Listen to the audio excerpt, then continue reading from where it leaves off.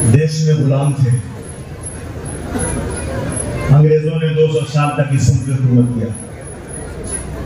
हमारे पुरखों ने अपनी जान देकर उसको इस मुल्क को आजाद कराया। कोई माई का लाल तारीफ के उन औलाद से मुसलमानों का नाम नहीं निकाल सकती। मैं उस दिन पढ़ रहा था, एक वक्त इस मुल्क में ऐसा आया था, मैं इन फिरका परस्तों को बताना चाहता हूं कि हमारी कुर्बानी इस मुल्क में क्या है। जब उलमाए कराम जो दाढ़ी वाले कुर्ते वालों को ये कहते हैं ना कि दहशतगर्द है, यही उलमाए कराम एक एक गांव में जाकर अंग्रेजों के खिलाफ शीशा पिलाई हुई दीवार की तरह खड़े हो जाते थे, अंग्रेजों के दांत खट्टे कर देते थे। अंग्रेज थक गया कि ये जो मुसलमान है दाढ़ी कुर्ता वाले उलमाए कराम है, ये इस मुल्क में हमारी अंग्रेजियत को बढ़ाने में बहुत ज्यादा तकलीफ दे रहे हैं। उन्होंने अपने मालिक से ब्रिटेन में, लंदन में बात किया कि हम क्या करें, मुसलमान इस मुल्क में हमारे हर जगह आकर एक पहाड़ की तरह बीच में खड़ा हो जाता है। यकीन जानिए एक वक्त ऐसा भी आया कि सारे मुसलमानों को कत्ल कर दिया गया, उलमाओं को शहीद कर दिया गया। किस लिए? कि वो इस मुल्क को आजाद करवाना चाहते थे।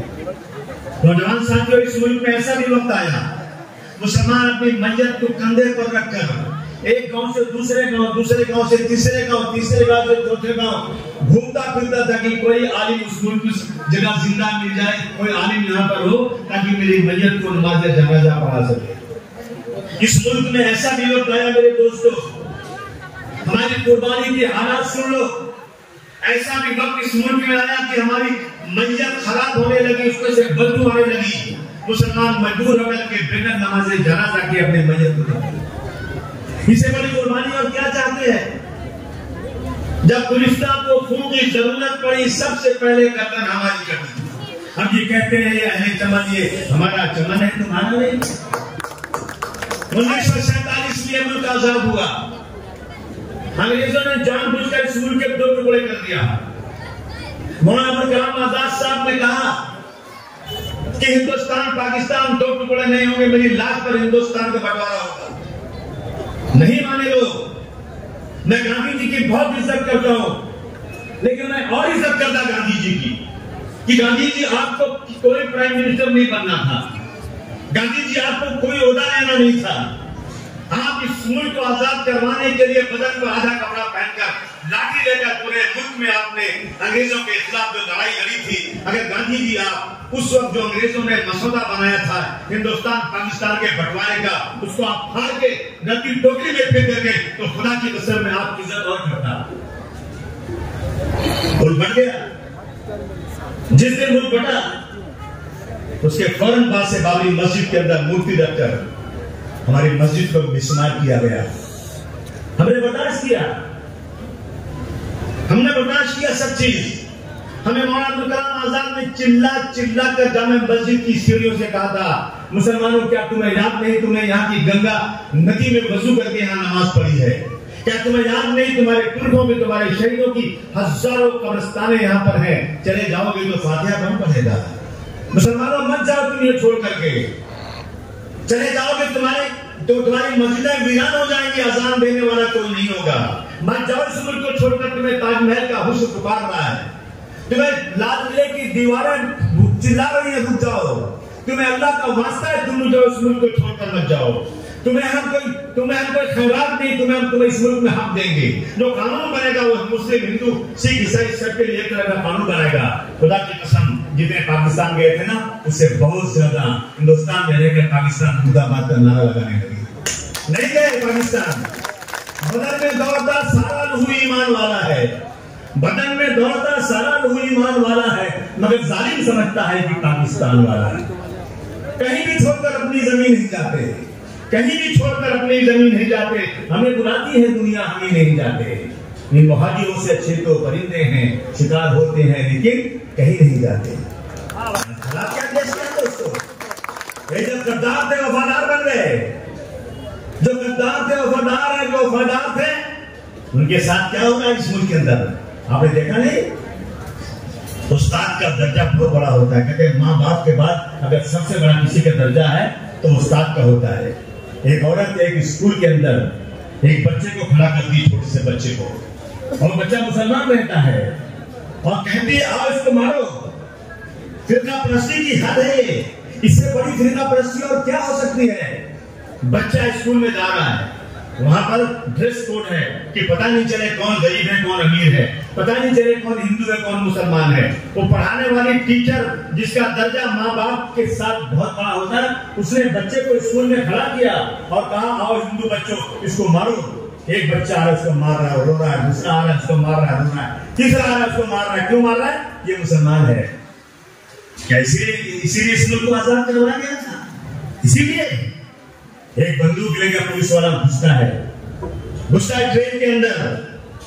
हैदराबाद की एक पार्टी थी, उन्होंने देखा कि बंदूक लेकर अंदर आ रहा है, उन्होंने रोका उसको।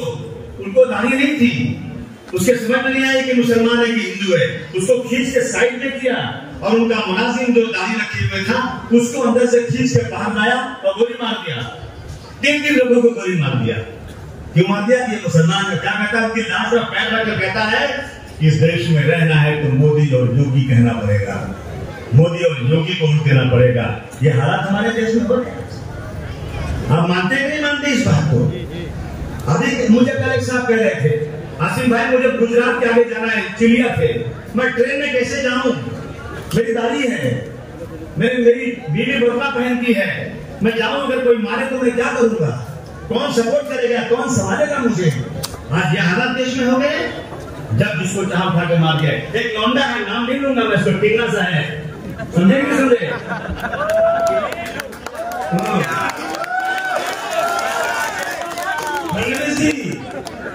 फडणवीस जी हटा दो इसको इसकी। अगर इसकी माँ ने दूध पिलाया तो मेरी मस्जिद घुस कर एक आदमी को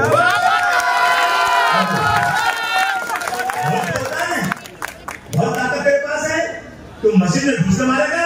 अबे हम हिजड़े नहीं है, हमारे बदन में भी खून है, हम ये कर सकते हैं। ये पानी सबसे उठा जा रहा है। कुछ बच्चे कुरान शरीफ पढ़ रहे थे कमरों में, जाकर कुरान शरीफ बंद करवा दिया और आज तक उसको जेल नहीं हुई। ये कानून है क्या? कानून का मजाक बना हुआ है। और मौलाना तो गुजरात में बंद है, सलमान अजहरी। अब जरा देखो, आप जरा सोचो, एक लेमैन जिसको कोई कानून नहीं मालूम, जो कुछ पढ़ा लिखा नहीं है, मौलाना ने एक तकरीर में कह दिया, शायद कुछ कहा, शायद कुत्तों की हुकूमत है, हमारी भी हुकूमत आएगी। कौन कुत्ता? पता नहीं कौन कुत्ते को कहा था, मुझे नहीं मालूम। अरे आपके कुत्ते बहुत काटते हैं, शायद कोई कह दिया होगा। तो जेल में चल गए, छोटे फिर जेल गए, छोटे फिर जेल गए और छूटे नहीं आज तक। और इसी मुल्क में एक औरत कहती है कि 20 लाख मुसलमानों को खत्म कर देना चाहिए, इस मुल्क को हिंदू राष्ट्र बना देना चाहिए। कोई कानून नहीं उनके लिए, हमारे लिए सब कानून है। जिसको जो चाहा कर दिया। हमी को कातिल कहे कि दुनिया हमारा ही कत्लेआम होगा, हमी को कातिल कहे कि दुनिया हमारा ही कत्लेआम होगा। हमी कुएं खोदते फिरेंगे और वो पानी हमी पे हराम होगा। हमी कुएं खोदते फिरेंगे और पानी हमी पे हराम होगा। मुझे ये डर है साथियों, मुझे ये डर है कि अगर यही ज़हनियत रही तो अब इस मुल्क में इस सदी में न कोई अब्दुल हमीद होगा, न कोई अब्दुल कलाम होगा। देश कहां चल रहे हैं? मैं उस दिन गया था विशालगढ़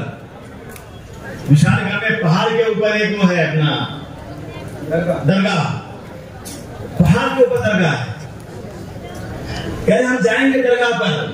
एक औरत 10 दिन तक, खंडोरे साहब बैठे हैं वो भी सुने, एक औरत 10 दिन तक कह रही है कि जिस तरह से हम अयोध्या में गए थे, बाबर की छाती पर चढ़कर हमने वहां झंडा लगा दिया था, उसी तरह से विशालगढ़ में जाएंगे और वहां भी झंडा लगाएंगे। कितने दिन से? 10 दिन से सरकार कुछ नहीं कर रही है। अगर आप छोटा सा एक आज अपने सिर्फ उनका औरंगजेब रहमतुल्लाह अलैह का स्टेटस लगा लोगे ना तो आपको जेल हो जाएगी। लेकिन वो औरत कह रही है कि हम जाएंगे विशालगढ़ में और वहां पर जिस तरह से अयोध्या में बाबर की छाती पर चढ़कर झंडा लगाया था ना, वैसे लगाएंगे, कोई उसको पूछने वाला नहीं। और 10 दिन तक लगातार उसका वीडियो वायरल होता रहा। उसके बाद 3-4 हजार लोग आए, पहाड़ी पे विशालगढ़ चल गए ऊपर जाकर के। वो तो वहां की औरतों को मैं बहुत बहुत मुबारकबाद पेश करना चाहता हूँ। वो औरतें डरी नहीं, लड़ी बराबर लड़ी, भगाई उनको वहां से। उन लोगों ने वहां तोड़ फोड़ किया बहुत कुछ। उसके बाद नीचे उतरे और वहां से जाकर के 3 किलोमीटर पर मुसलमानों की बस्ती है। तो बस्ती का नाम है देखिए, तो वही बस्ती है मुसलमानों की। उस बस्ती में जाकर मस्जिद पर चढ़कर मस्जिद के मीनारे को तोड़ रहे थे। आपने देखा नहीं देखा लोगों ने? अफसोस कि हम जिंदा है आज और हमारी मस्जिद का मीनारा टूट रहा है। मस्जिद के अंदर घुस करके मस्जिद में कुरान शरीफ पूरा जला दिया। मैं गया तो मैंने देखा फर्श पूरा काला था, वही जलाया था लोगों ने। उसके बाद जितने 40-50 घर थे मुसलमानों को सब तोड़ दिया। औरतें अपने बच्चों को लेकर जंगल में छूट गई बेचारी। क्या गलती थी उनकी? उनकी गलती क्यों कर रहे हो ये बताओ तो सही, क्यों कर रहे हो ये? कुछ नहीं, कोई पूछने वाला नहीं। आज मुल्क की हालात ये है दोस्तों, इसलिए मैं आपके पास चलकर आज आया था कि मैं आपसे बात करूं कि इस मुल्क में जो हो रहा है उसके लिए अब हमें जो है ना, कहते हैं ना कि अपने काबे की हिफाजत तुम्हें खुद करनी होगी। अपने काबे की हिफाजत तुम्हें खुद करनी होगी। अब अबाबिलों का लश्कर नहीं आने वाला। हम इंतजार करते हैं गणपति आएगी। हम गणपति का त्योहार आता है। हमने कहा था भाई गणपति में हम त्योहार में अपने हिंदू भाइयों का हम स्वागत करेंगे। हम उनको शरबत पिलाएंगे, ठंडा पानी पिलाएंगे, हम उनको फूलों का हार भी देंगे क्योंकि हमारे भाई हैं वो। हम इस मुल्क में गरमा जमी तहजीब चाहते हैं। भाई हमारी खाली एक ही दरख्वास्त उनसे थी कि भाई जब आप गणपति लेके निकलिए तो जब मुसलमानों की मस्जिद आ जाए तो कह दीजिए भाई हमारे मुसलमान भाइयों की मस्जिद है, यहाँ पर हम नगाड़ा नहीं बजाएंगे, हम यहाँ पर रंग नहीं फेंकेंगे और 5 मिनट के लिए हम यहाँ पर शोर शराबा नहीं करेंगे। हमने कहा कि अगर आप ये करेंगे ना तो मुसलमान आएगा, आपको ठंडा पानी पिलाएगा, तालियां बजाकर आपका स्वागत भी करेगा। मैंने गलत कहा था क्या? बताइए। मैंने कहा तुम मुझे कहते तुम होते कौन हो हमें बताने वाले गणपति हम कैसे मनाएं? बेटा हम होते हैं, बताएंगे तुमको, बताएंगे इंशाअल्लाह वो कानून हम बताएंगे हम कौन होते हैं। उसके बाद ये ले जाकर मस्जिद के पास जानबूझकर रोकते हैं, भाई आप जाइए ना, कौन मना कर रहा है? जैसे आप वहां से चलते जाइए, लेकिन मस्जिद के पास रुकना और इस मुल्क में रहना है तो वंदे मातरम पढ़ना पड़ेगा। अरे भाई हम एक अल्लाह की इबादत करते हैं, हम अल्लाह की बात हमें सिखाया गया है, बताया गया है अगर मुसलमान हो तो अल्लाह के अलावा और किसी के आगे सर न झुकाओ। इनसे कहा गया ना, अरे मोदी जी के कहने पर या योगी जी के कहने पर हम क्या अपना संविधान बदल दे इस्लाम का? अरे कोई माइक का लाल हमें इस्लाम से हटाने की जरूरत करेगा ना तो याद रखना हम मरना तो पसंद करेंगे लेकिन हम किसी के आगे सर झुका नहीं सकते हैं। ये कहने वाली अभी जो गणपति गई ना कई जगहों पर जाकर सिर्फ झगड़े की वजह सिर्फ एक ही कि मस्जिद के पास नगाड़ा बजाकर मस्जिद में अब अबीर और रंग डाल देना और लड़के मना कर रहे हैं, मानना नहीं। 4 से 6 से 7 जगहों पर फसाद हो गया, कई 100 लड़के जेल चले गए और वो जब कुछ करते हैं ना तो उनपे 153 लगता है एक और 1 दिन में जमानत होती है। और हमारे बच्चे करते हैं ना उनपे 307 लगता है और साल भर जमानत नहीं होती। इसका कुछ हल भी नहीं। आप बताओ इसका हल ढूंढना है कि नहीं ढूंढना है? जोर से बोलो, ढूंढना है कि नहीं ढूंढना है? याद रखो अली मियां नदवी साहब का नाम सुना होगा। अली मियां नदवी बहुत बड़े आलिम थे इस देश के। वाजपेयी जी गए मिस्र गए, अरब कंट्रीज में गए तो लोगों ने वहां से पूछा अरे साहब अली मियां नदवी की हालत क्या है? तो अपने पीर से पूछते हैं कौन आते हैं अली मियां नदवी सर? 3 जगह मुझसे लोग पूछ चुके उनकी हालत क्या है, वो कैसे हैं, तबीयत कैसी है उनकी, वो जानते हैं उनके बारे में। जब दिल्ली उतरे ना तो सीधा नदवा में गए अली मियां नदवी साहब से, भाई ये इतना बड़ा आदमी कौन है जिसको दुनिया में जहां जाता हूं पूछते हैं? उन्होंने कहा था सुनो मुसलमानों, कान खोल कर सुनो। उन्होंने कहा था कि मुसलमानों अगर हिंदुस्तान का पूरा मुसलमान 100% जितने मुसलमान है सब के सब अगर 5 वक्त की नमाज उसके जमात से पढ़ने लग जाए, 500 वक्त की नमाज जमात पढ़े, मुसलमान अगर तहज्जुद की नमाज एक मुसलमान भी न छोड़े, फिर भी अगर उसके अंदर सियासी बसीरत नहीं आई, इसके अंदर पॉलिटिकल समझ नहीं आई, याद रखना इस मुल्क में ऐसा भी वक्त आ सकता है कि तुम्हें 5 वक्त की नमाज मस्जिद में पढ़ना भी मुयसर नहीं होगी। किसने कहा था ये अली मियां नदवी साहब ने कहा था। और ये वक्त आ गया है हम अपने हिंदू भाइयों के साथ अच्छे ताल्लुकात निभाना चाहते हैं। हम अपने हिंदू भाइयों के साथ प्यार मोहब्बत से पेश आना चाहते हैं। और आप समझिए इस मुल्क में हिंदू अच्छे हैं, खराब नहीं है, बहुत अच्छे हिंदू हैं, बहुत लोग अच्छे हैं। लेकिन क्या है ना, मैं हिंदुओं से बोलता हूँ, शायद बुरा लगे तो लगे, बोलता हूँ अगर मुसलमानों के खिलाफ बोलते हैं तो आप अच्छे हिंदू है ना, आप जाइए आगे बढ़िए कि इस मुल्क में इस तरह मुसलमानों के खिलाफ नहीं चलेगा। और अगर ये निकलेंगे ना, हम पीछे खड़े रहेंगे ना, तो सरकार डर जाएगी कि हिंदू भाई भी मेरे खिलाफ हो रहा है, अब मेरा वोट नहीं मिलेगा, हम आगे बढ़ेंगे। ये इस मुल्क में होना चाहिए, लेकिन नहीं हो रहा है। कहते ना कि एक फसादी लोग आए, जब मेरे शहर में पहुंचे तो मैं आराम से घर में सो रहा था। जब मेरे महल्ले में आए तो मैंने कहा जा रहे तो मुझे क्या जरूरत देना। जब मेरे गली में आए तो मैं कुछ नहीं बोला, लेकिन जब मैंने घर पे हमला किया तो मैं अकेला था, मेरा साथ देने वाला कोई नहीं था। दोस्तों मैं आपसे कहना चाहता हूँ, 400 पार की बात कर रहे थे ना, कितना 400 पार, बेटा तुम आ गए 240 पे। ताली बजाओ इस पे। 400 पार वाले 240 पे कैसे आए? पता है कैसे आए? सारे लोगों ने, सारे मुसलमानों ने, सारे सेकुलर हिंदुओं ने, सारी तंजीमों ने मिलकर ये कहा कि अब पानी सर से ऊंचा हो रहा है, आपके पास सब लोग वोट दो, एक साथ वोट दो इंडिया अलायंस को। इंडिया अलायंस को वोट दिया, अल्हम्दुलिल्लाह 400 पार वाले 240 पर आ गए। अब इनकी नीयत किस पे लगी हुई है? हमारी जो वक्फ की जमीनें हैं, ये वक्फ की जमीनें आपने नहीं दिया, हमें सरकार से नहीं मिली भाई, हमने खरीदी नहीं है उसको। ये जमीनें मुसलमानों ने अपने दरगाहों के लिए, मस्जिदों के लिए, यतीम खाने के लिए ये जमीनें उन्होंने वक्फ किया है। कि जब आदमी सोचता है कि अब तो मेरी उम्र बढ़ गई है या अल्लाह ने मुझे बहुत जमीन दिया है, मैं इस जमीन को अपने समाप्त करिए ताकि मेरे मरने के बाद अल्लाह ताला इस जमीन के एवज में मुझे समाप्त दे दिया। उन्होंने दरगाहों को दे दिया, बड़ी बड़ी जमीनें, हमें बहुत खुशी है। इस मुल्क में सबसे ज्यादा जमीन है फौज के पास। फौज के पास जमीन जो है सरकार ने दिया है, रेलवे के पास जमीन उसके बाद है, वो भी सरकार ने दिया है। लेकिन मुसलमानों की वक्फ की जमीन मुसलमानों ने दिया अल्लाह के नाम पर।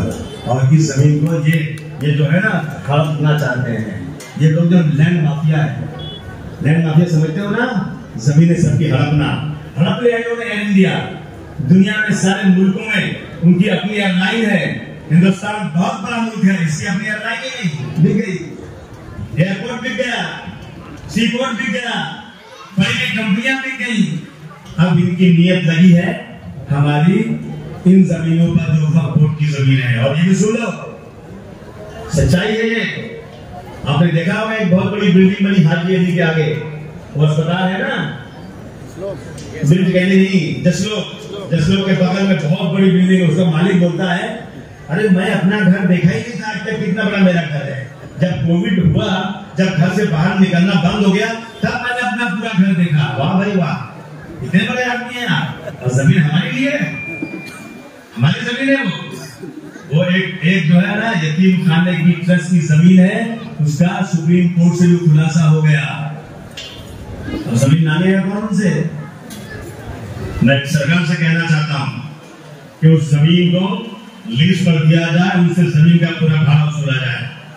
अब बिल्डिंग तो गिराई नहीं जा सकती, ये सब सरकार वाले जाकर तलबे चाहते हैं उसकी, तो बिल्डिंग तो गिराई नहीं जाएगी। लेकिन हमारी जमीन पर, हमारे बुजुर्गों की दी हुई जमीन पर जो बिल्डिंग बनी है, आप उसको हम उस वक्त बोर्ड का लीज बनाइए और आज के रेट से उससे पैसा लेकर आप जमा करिए अपना वक्त बोर्ड में।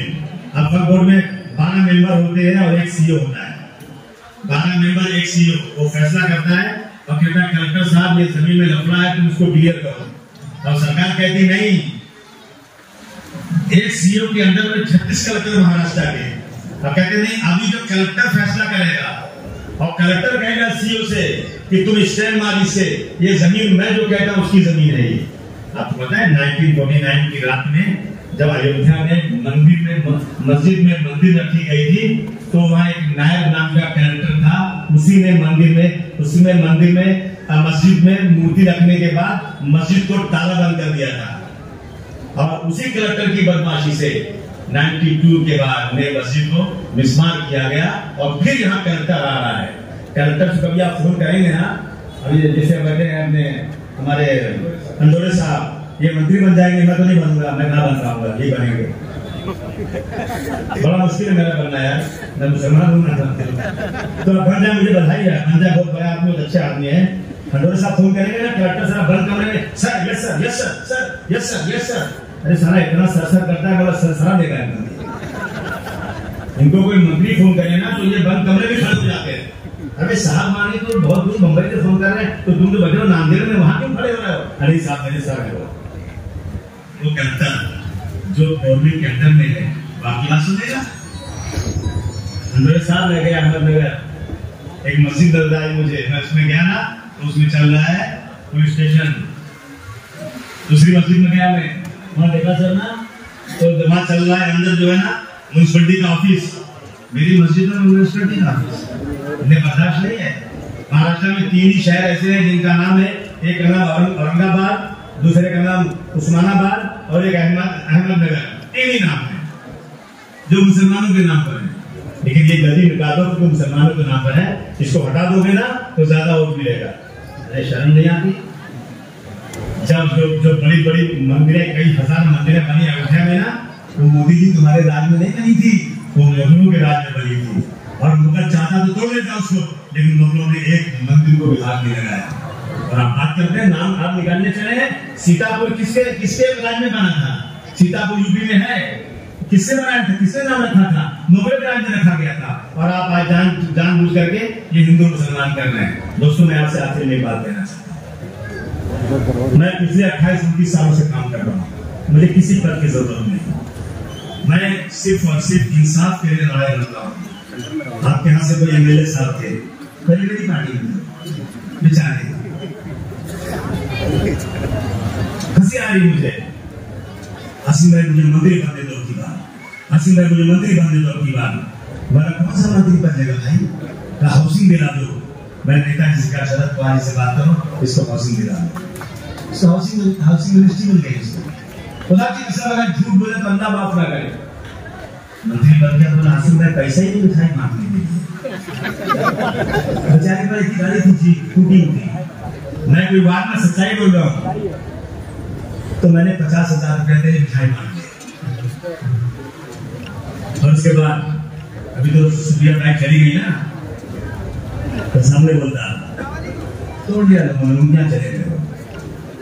आप बेचारे डर गए। अब सुप्रिया बाइक बोले थी कि देखो संजय राउत भी पकड़े गए, जेल गए, अनिल देशमुख भी जेल गए, लेकिन उन्होंने पार्टी छोड़ा? जेल गए लड़े, लेकिन पार्टी नहीं छोड़ा, इन्होंने पार्टी छोड़ दिया। कितने कमजोर है ये गुब्बारे चंद सांसों में फूल जाते हैं, कितने कमजोर है ये गुब्बारे चंद सांसों में फूल जाते हैं। जब कमीने उड़ूद पाते हैं अपनी आवाज भूल जाते हैं।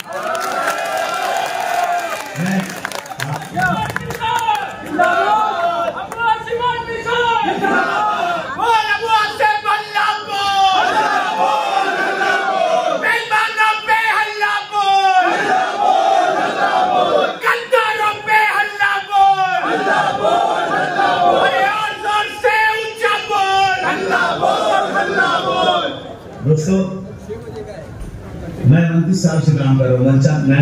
मैं जेल में बंद था ना, जिस दिन जेल से छूटा उस दिन मैंने सोचा खुदा की कसम कि कुत्ता और बिल्ली भी अपने बच्चों को पाल लेती है। वासिम, अगर तुम इस दुनिया में अपने बच्चों के लिए जिया तो तू इंसान नहीं जानवर है।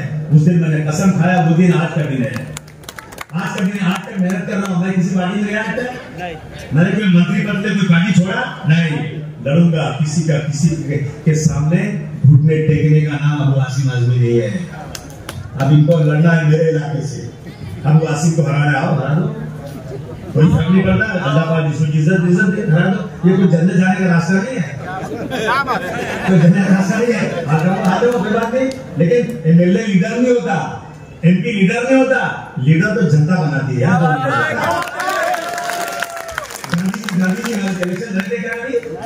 उनसे बड़ा कौन लीडर दुनिया में है? भाई बताओ, डॉक्टर भीमराव अम्बेडकर साहब लड़ते थे कांग्रेस के सामने से हाथ जाते थे यहाँ। और उसके बाद मुसलमानों ने सोचा, मुस्लिम लीग ने सोचा कि इतना बड़ा इंटेलेक्चुअल आदमी है, इसको पार्लियामेंट जाना चाहिए। तो मुस्लिम लीग ने कलकत्ता में 10 बंगाल से अपनी एक सीट पर उनको पार्लियामेंट भेजा, एक बार गए बस। लेकिन वो लीडर है, उनका नाम लीडर, जिन्होंने अपनी कौम के लिए, इस देश के लिए जो काम किया ना, रहती दुनिया का कोई माइक का उसको बोल नहीं सकता, उनको बोलते हैं लीडर। अरे यहाँ 25-25, 10-10 बार एमएलए एमपी चुन जा रहे, कुत्ता पूछता नहीं उनको। लीडर बनो लीडर, एमएलए एमपी क्या होता है? मैं एमएलए बनूं या नहीं बनूं, लेकिन मैं तुम्हारे सामने तुम्हारी सेवा के लिए अपनी जान देने की प्रोग्राम करूंगा।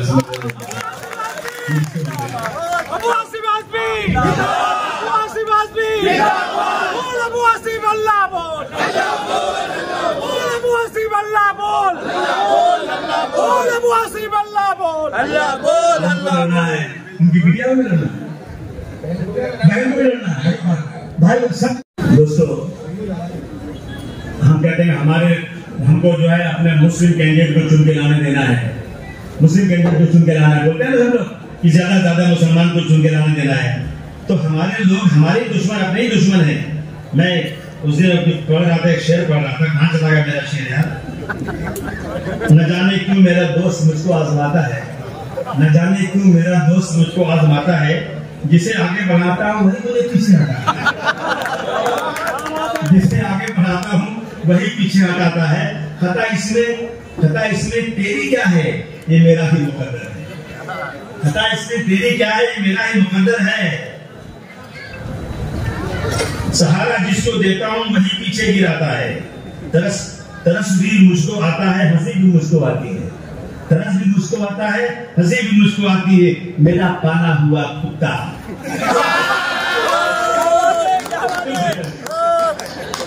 मेरा पाला हुआ कुत्ता मुझे आके दिखाता है। क्या जमाना आ गया भाई? इसलिए दोस्तों कहते हैं ना, समझ में कुछ नहीं आता, यकीन किसने किया जाए। समझ में कुछ नहीं आता। मैं तो सुबिया सुबह को पढ़ने सुनाने वाला चले गए, लेकिन उनके पार्टी के लोग जाए बता देना आसिम भाई शेर पढ़ रहे। समझ में कुछ नहीं आता, यकीन किसने किया जाए। गला तो भाई भी दुश्मन से मिलकर काट देता है, गला तो भाई भी दुश्मन से मिलकर काट देता है। बुलंदी पर पहुंचने की दुआ किसके लिए मांगो, बुलंदी पर पहुंचने के लिए दुआ किसके लिए मांगूं? जिसे सर पर बिठाता हूं वही सरकार देता है। दोस्तों, अब की बार सब एक हुए ना, तो 400 पार वाले 240 पे आए। मानते हैं नहीं मानते हैं? बोलिए, सब मानते हैं नहीं मानते हैं? एक हो जाए तो बन सकते हैं खुर्शीद और मुबीन, वरना इन बिखरे हुए तारों से क्या बात बनेगी? उस कौम को जिसमें सुबह से शाम तक 5 बाजार होती है, और मौलाना साहब कहते हैं मस्जिद में ये कंधे से कंधा मिलाकर खड़े। मैं कंधे से कंधा क्यों मिलाऊं? एकता के लिए। सुबह जाओ के फजर की नमाज में ना, तो मस्जिद में पढ़ना, अगर घर में पढ़ते हो ना, तो सल्लल्लाहु अलैहि वसल्लम कहते हैं कि मेरा दिल होता है कि मैं घरों को जला दूं, मस्जिद में पढ़ने आऊं। क्यों? मस्जिद में पढ़, मेरे घर में भी जगह पढ़ने की, वहां क्यों नहीं पढ़ूं? इसलिए कि सब आएंगे, मुलाकात होगी। कोई एक भाई नहीं आएगा ना, तो मालूम पड़ेगा क्यों नहीं आया, पूछना उससे, जाकर उसके घर का हाल चाल पूछना, कहीं बीमार तो नहीं है, कोई तकलीफ तो नहीं है। इसीलिए ना, इसीलिए कहा गया है इज्तिमाइयत। अगर हम लोग एक हो जाएं, हम एक होकर के किसी मुस्लिम पार्टी बनाने की बात नहीं कर रहे हैं। हमने किसको वोट दिया? हमने दिया उद्धव ठाकरे को वोट। किसको दिया? बाला साहब ठाकरे के लड़के को वोट दिया। क्यों दिया? कि बीजेपी को हराना था हम लोगों की बात। और आपने माशाअल्लाह शिवसेना के उम्मीदवार को अनिल जी को यहाँ से चुन कर दिया। मैं तालियां बजाकर स्वागत करना चाहता हूँ। हर जगह से हारते हुए आते हैं, मेरे इलाके से मेरे नौजवान उनको इतना वोट देते हैं, वो चुनकर चले जाते हैं। लेकिन हमारी बात भी उनको याद रखना चाहिए।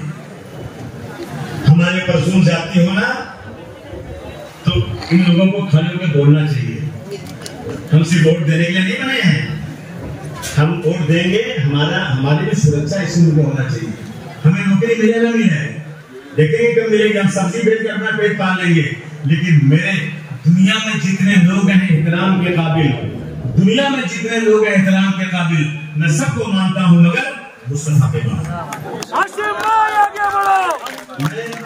मेरे लिए मर जाने का मकाम है कि मैं अपने जीते जी अपने कामों से सरवण आलम हुजूर सल्लल्लाहु अलैहि वसल्लम के बारे में तबली अल्फाज सुनो। थोड़ा इस मुल्क के अंदर मैं कुछ नहीं कर सकता हूं।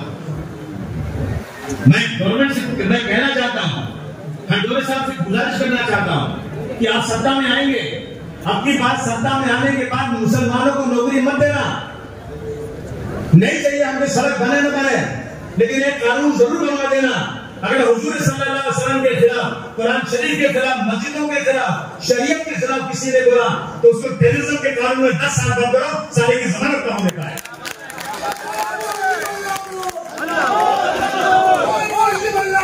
अल्लाह बोल, सरकार निकम्मी है, वो सरकार बदलनी है, सरकार निकम्मी है, वो सरकार बदलनी है। कितना बर्दाश्त करेंगे?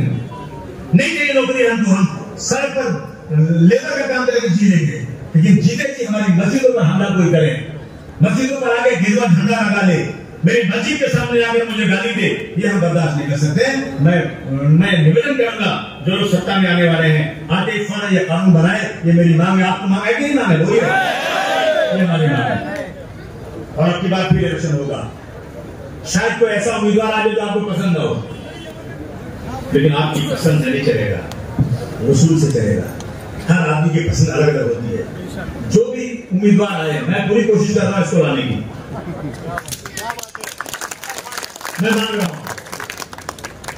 अगर मिल गया तो आई थी ना सुप्रिया सुरे जी, तो उन्होंने इससे बोला ना तुम एक मीटिंग बुलाओ, मैं देखता हूं तुम्हारा ताकत है कि नहीं। अल्हम्दुलिल्लाह तुम्हें ताकत दिखा दिया।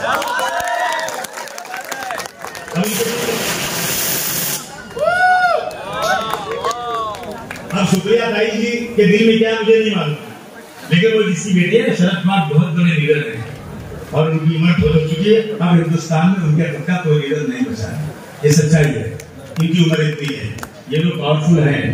अब मैं उनसे गुजारिश करूंगा, इस सीट पर समाजवादी पार्टी आपके साथ में है, अलायंस में बाजू में लड़ूंगा, यहाँ से लड़ेगा तो मुझे भी लड़ेंगे इंशाअल्लाह।